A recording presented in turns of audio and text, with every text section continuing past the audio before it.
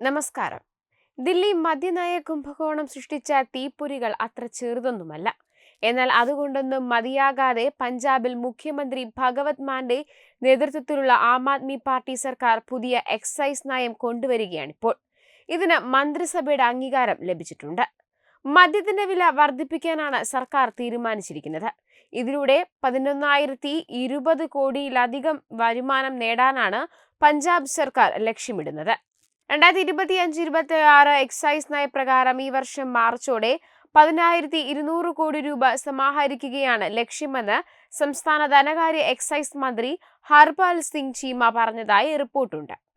നേരത്തെ ഈ ലക്ഷ്യം 2024-25 10,145 ആയിരിക്കുമെന്ന് ചീമ പറഞ്ഞു. സംസ്ഥാന സർക്കാർ മദ്യ ക്ലസ്റ്ററുകളുടെ എണ്ണം 236-ൽ നിന്ന് 207 ആയി കുറച്ചതായി ടൈംസ് ഓഫ് ഇന്ത്യയും റിപ്പോർട്ട് ചെയ്തിട്ടുണ്ട്. ഈ സാഹചര്യത്തിൽ ഇനി ഇത് 6,374 ബാറുകളെ ഉൾക്കൊള്ളുമെന്നാണ് വിവരം. നിലവിൽ നടത്തിയ പ്രഖ്യാപനങ്ങൾ അനുസരിച്ച് പുതിയ എക്സൈസ് നയപ്രകാരം ഈ ടെൻഡർ വഴി മദ്യശാലകൾ അനുവദിക്കും.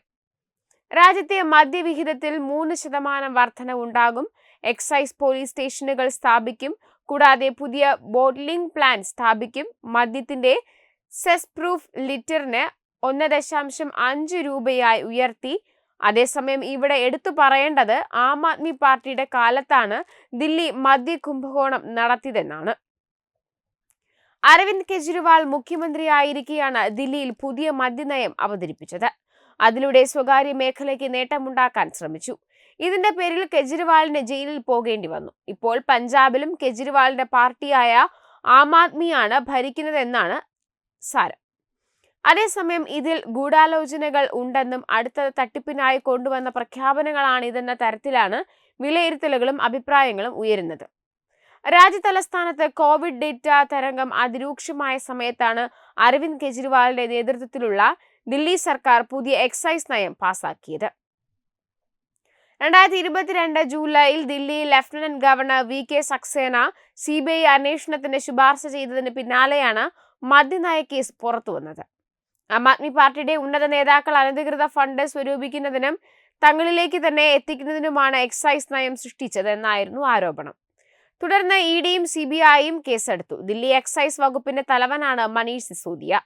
സ്വാഭാവികമായും അന്വേഷണം അദ്ദേഹത്തിനെതിരെ നീങ്ങി. CBI അന്വേഷണത്തിന് ശുപാർശ ചെയ്ത് ചീഫ് സെക്രട്ടറി LG കൈമാറിയ റിപ്പോർട്ടിനെ തുടർന്നാണ് ദില്ലി ഉപമുഖ്യമന്ത്രിക്കെതിരെ അന്വേഷണം ആരംഭിച്ചത്.